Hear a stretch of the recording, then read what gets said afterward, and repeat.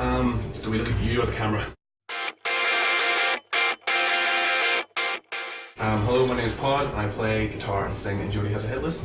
And I'm Ben, and I play guitar and a little bit of singing. Yes. Hitlist. Basically, the whole idea behind it was, up until this point we'd given away our music for free, and so we like the idea of people being able to have access to our music as easy as possible.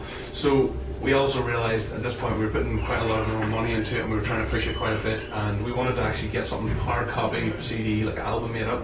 So we thought that not so much that it would be hard to shift, but it would make the deal a bit sweeter if we threw in a t-shirt and a poster and sort of a personal touch to the whole thing. So then we just came up with the idea that if we had a bundle for like, and try to keep it as low price as possible, that it would actually give people more of a overall, like, I don't know, experience of the album, you know, given the t-shirt and the poster, and there's a bit written, there's a personal note and stuff on each one. Yeah. So as opposed to just getting a CD and sticking it on a CD player, you feel like you're getting this little package and it's actually sort of represents something. So that was, without taking it too pretentiously, that's what we were trying to achieve. Incredible. Yeah. Incredible. Such a good producer.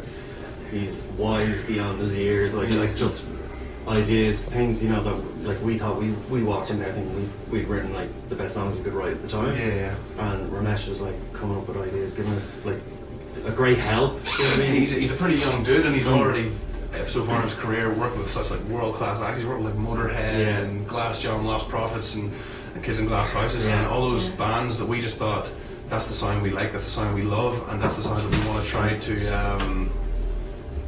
oh man. Come on in, Evs, come on in. Do you want to come in? You've ruined it now. Is that a camera? I see it before. I'm robbing your shower gel. Everything. Okay, I don't have any shower gel. Oh well then. So rob it. So that's worth coming in to tell me. Yeah, definitely. Yeah, thanks for that. There was a No Great. problem. See you. At least we have an edit function. Yeah. We do have it. That's absolutely why he plays bass in our band. Okay. But basically, he's worked with so many great acts, and he's got such a sound that we wanted to try to get for us. And yeah, like I was really nervous. Just worked it. I was really nervous when we went over because I thought if we played something, he was sort of going, "This is pretty." Really? Yeah, you know. But we played the songs, and he seemed really into them, and he put his little personal touch on them. And the whole thing worked out really well. So it was a great experience. It's strange because a lot of bands don't like to admit this, but when you get your album back, it's all you listen to for about a week. A lot of bands go, I don't listen to my own music, but you do. When you get it back, you just you put it in your ears and you listen to it because you want to hear it, and you want to hear, like, you know, what bits you like, what bits you don't, and you pick up certain bits. But every time I do that, I like a different song. Yeah. And that's not me saying every song is brilliant. That's me saying I think there's something on there for everyone. You know what I mean? There's like sometimes I want to listen to a heavy song, and our first track on the EP is called Through It All, and it's quite heavy and quite, you know, driving. At the moment, that's my kind. And then but then something like, there's another song called Hit Me Like a Hurricane, which is quite poppy and quite upbeat, which that's pretty much, I'd say maybe that overall would be my favourite, but it depends, like some of the slow tracks and stuff. So probably I'd say Hit Me Like a Hurricane. I'd probably say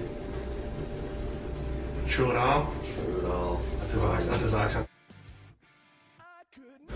I think I love them both, and I'm sorry for answering your question with really weird answers, but I like them both for two completely different reasons. The first EP I love, and I listened to it because we were so unprepared. We hadn't got a band name, we hadn't really got any members, and we just sort of threw it all together, and it came together, and we were going, like, we really like, we want to go out and we want to tour, we want to do all this stuff. So for the sort of rawness of the first EP, of how unprepared and how much fun and sort of impulsive the whole thing was, I love it for that reason, and I'm really happy with those tracks. But for the new mini album, I love it because we worked so hard on it, and we tried for so, you know, we wanted to write the best songs we could. It's definitely, it's not a different direction at all anyway, but I feel like a lot of bands just sort of, you know, shit off. Yeah, it's a bit more grown up, and a lot of bands sort of just enjoy playing it and try to change their style straight away, and I think we're just trying to hone it. Like, I'm like, not necessarily there, but I think it's definitely a lot tighter and smoother than a lot of the stuff we've done before. So probably overall, I'd probably say choose your battles, but I love the two different ones for two different reasons.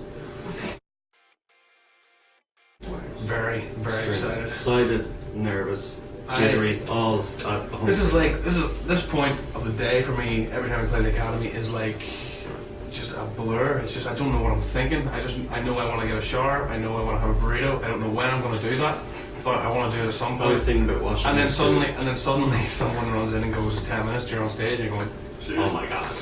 But it's my favourite venue I've ever played in my life. I love the Academy. I love Dublin. I love everything. I'm from Belfast, like, and I'm not from Dublin, but Dublin crowds are just the crowds. Like, I've always have been. And but we're building up other bases at the moment. But as it stands, Dublin is definitely my favourite show. So I'm very, very, very, very excited. We're playing it. Our Belfast show is pretty much sold out now, so I'm really excited about that. Yeah. Like I said, I'm from Belfast, so to play a hometown show like that is going to be incredible. But Newcastle in England is always, I don't know what is in the water. Yeah. For some reason, they just seem really into gigs. They go nuts. They learn words. They buy your merch. They really get into your band, and we've had so much love and support coming from Newcastle. London's always crazy. We always plan our tours to end in London. Yeah. Our last day is always London, so we can just go out on a tear and go crazy. Yeah. Birmingham's always good, and every time I get asked these questions, I always end up listing all the cities that we're playing, Yeah. and then I realise that I'm just looking forward to every single one of them. Yeah, exactly. So I don't know. I guess I think the last couple, Newcastle's been consistently. Yeah, Derry actually really surprised us last night. We hadn't been in Derry before, and last night it was a full house. It was like 350 people paid in. It was our first show, and Never played there everybody before. absolutely kicking off last night. So if I wouldn't have been excited for Derry necessarily, but I'm excited to go back there. So nice.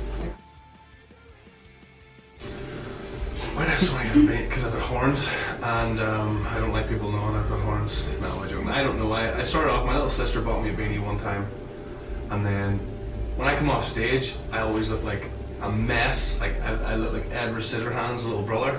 It's nuts. So I always With just water poured all over. With water poured all over. So I just sort of towel my hair up and then put a beanie on. You know what I mean? It saves me having to do my hair when I'm. So I guess it's because I'm lazy. And I don't like doing my hair. Okay. But yeah, but I don't know. That's probably the best answer. I think so.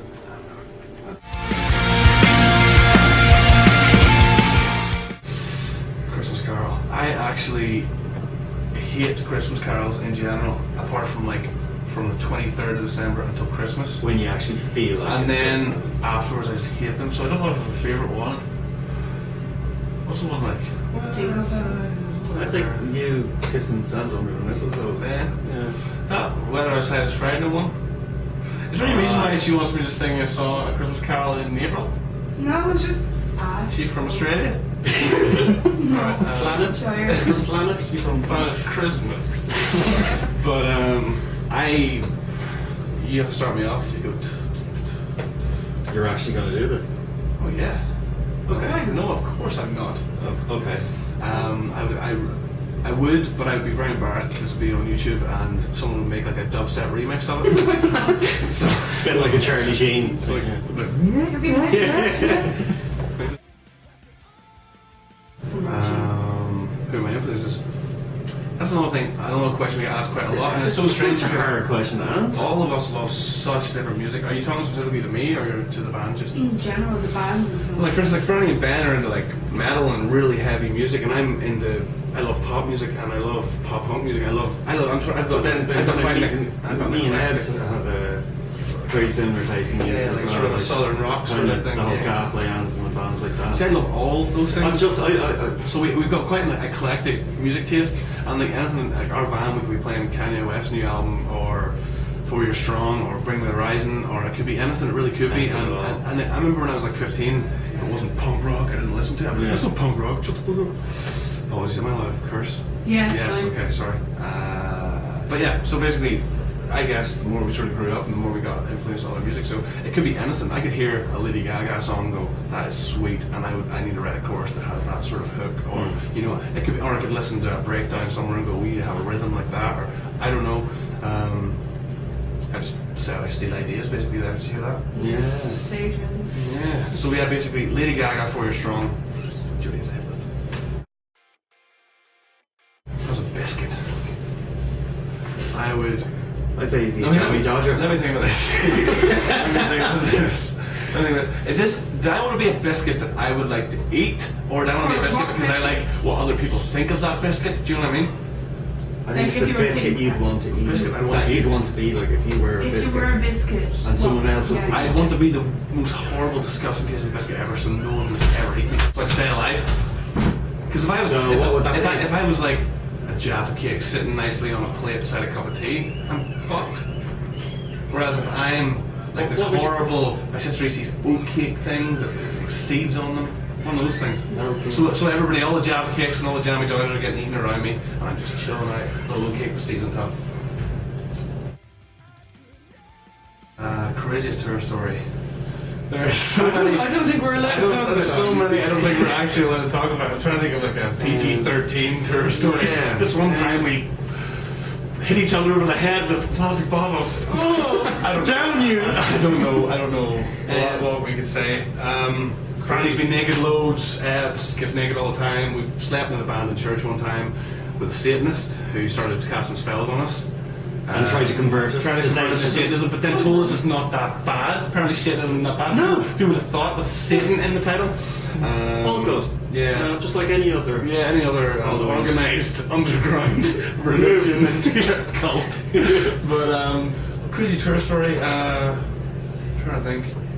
I actually don't know, because it's only when you sort of take a step back from it, you go, Jesus, that was. There is quite a lot of things happen to us. Crazy. See, it's not so much Not crazy. that we- it's not crazy like Charlie Sheen crazy, where hookers are hanging by their ankles and stuff like that. it's like it's sort of crazy as in like you sort of go, what the fuck just happened? Like you end up talking to like really weird people or something, or you'd end up like, for instance, I don't want to put this out. You can't put this out on the internet. I was about to talk about I can something cut it specific. if you want.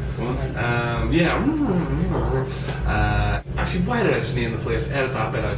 And we were just standing there going, holy shit, take all my money, leave me alone. You smell of sweat. Yeah, too. And old cheese. Yeah, I will give you my bank details. Fuck off. Why did you cut the ends off your shoes so Yeah. your toes could fit out? You smell like yesterday. Go away. Okay, and then the final question. The song I wish I'd written is Imagine by John Lennon, or Time of Your Life by Green Day, or like Hallelujah, think of how much money, or Jingle Bells. Snapshot Perfect Moment has been able to play the Academy, been able to record.